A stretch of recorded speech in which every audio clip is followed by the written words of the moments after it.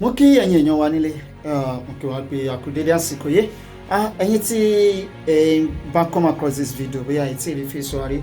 My name remains General Marcus and I'm talking all the way from Turkey today. Mo fẹ́ sáré put wa through àwọn obstacles kan tí àwọn èèyàn kan ń pè mí tí wọ́n encounter lórí signing of this petition. First and foremost, mo fẹ́ kí gbogbo wa mọ̀ wípé this website, it keeps changing every day, so they keep improving on it.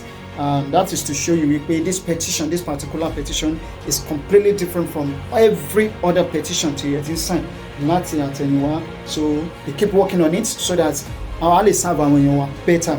But be rest assured that by signing this petition, by getting our 5 million signatures, we are completely out of Nigeria. I can assure you that. So go ahead and sign your own. Sign for your family members, sign for your husband, your wife, your brothers and sisters, your cousins, your nieces, your nephews, wherever they are across the world. But seek their consent first before you sign for them. Now, our problem tí àwọn èèyàn wa encounter láti àná, especially tí wọ́n sọ pé àwọn ò rí wọlé because àwọn kan pè wọ́n ní àwọn sign number kan lẹ́ẹ̀mejì, wọ́n máa sọ pé invalid email. Then after that, kò ní sọ anything mọ́, instead of tó máa fi sọ pé data has been submitted, kò ní sọ yẹn mọ́. But anyway, let me quickly run this video because so many people ló ti ń pè mọ́ dẹ̀ mọ́ pé many other people tí wọ́n ní access sí wa wọ́n ti máa sọ wípé kí ló ń ṣẹlẹ̀, kí ló dé, ṣé kò accept mọ́ ní àbí wọ́n ti corrupt ẹ̀. Nobody, kò sí anybody tó corrupt website yẹn. Ó wà intact, security ẹ̀ ó strong gan.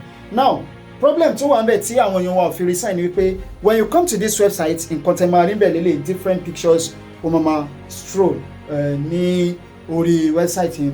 Now, your name option, orúkọ ó sì wà ń bẹ̀ normally bó ṣe yẹ kó wà nìyẹn. Then email address, the option is still there too, the portion is there. Now, problem tó wà ń bẹ̀, the improvement tó wà ń bẹ̀ tí ó ń fún àwọn èèyàn wa ní problem ni wípé country code. This country code, we have different country code because èyí tí ó wà tẹ́lẹ̀ bó ṣe wà tẹ́lẹ̀ ni wípé kò sí country code níbẹ̀, so àwọn ẹlòmíì, especially the people back home in Nigeria, tí wọ́n bá fẹ́ filẹ̀ wọn ò ní fi country code sí, wọ́n á kàn fi just ordinary phone number 080-857-432 blah blah blah, wọ́n á kàn fi sí. Yes, ó máa accept it at the initial stage, but at the end of the day, because every day òun ló máa ń filter àwọn numbers èyí tí ẹ bá enter dáadáa, ó máa tó bá ti di end of the day, ó máa kíní ẹ máa automatically filter gbogbo àwọn number yẹn, á wipe àwọn kan out, á reject wọn. Torí ẹ̀ lẹ ṣe rí pé ẹ enter number kan lánàá, ẹ tún rí enter ilé ní ó tún accept it. That's the major problem. Wọ́n wò pé kí ni ọ̀nà wo la tún lè gbégbà láti fi improve lé lórí. Ni wọ́n sọ pé okay, let's insert the portion tí ó máa indicate a country code, and which is this one. And tó bá ti name orúkọ yín, tó bá ti kúrò ńbẹ̀, then your email address, then you come to the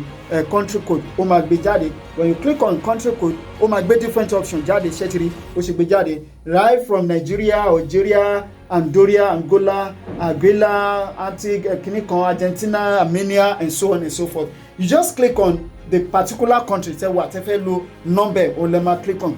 Now tó bá ti click lé lórí tán, ẹ máa wá sí ìsàlẹ̀, ẹ máa rí ẹ̀rọ ìbánisọ̀rọ̀ láìsí kóòdù orílẹ̀-èdè. Yẹn ni pé enter phone number without country code. Yẹn ni wípé country code tí ẹ ti enter lókè níbà yìí, ẹ má ṣe mistake àti padà wá sí ìsàlẹ̀ pé ẹ fẹ́ enter +234 mọ́, as in when you are in Nigeria.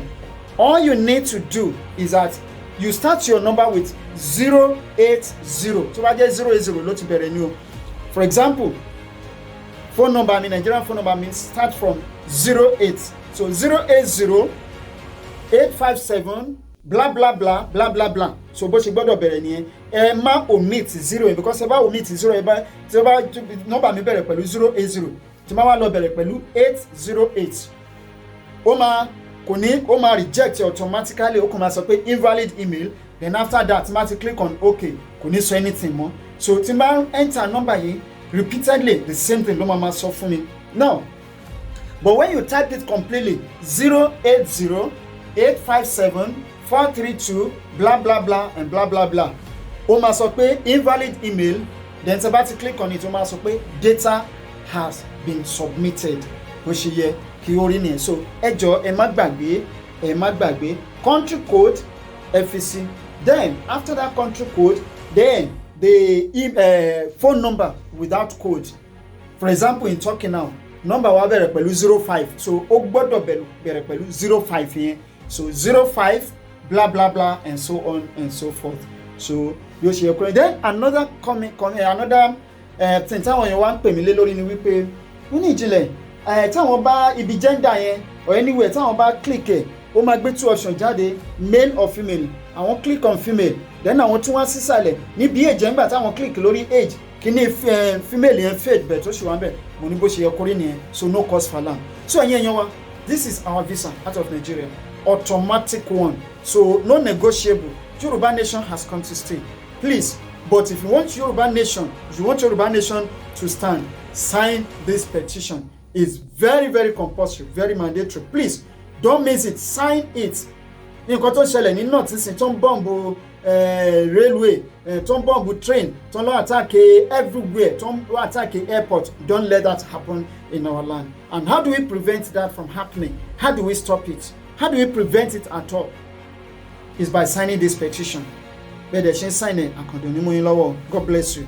Once again, my name remains Ijile Marcos. Have a wonderful day.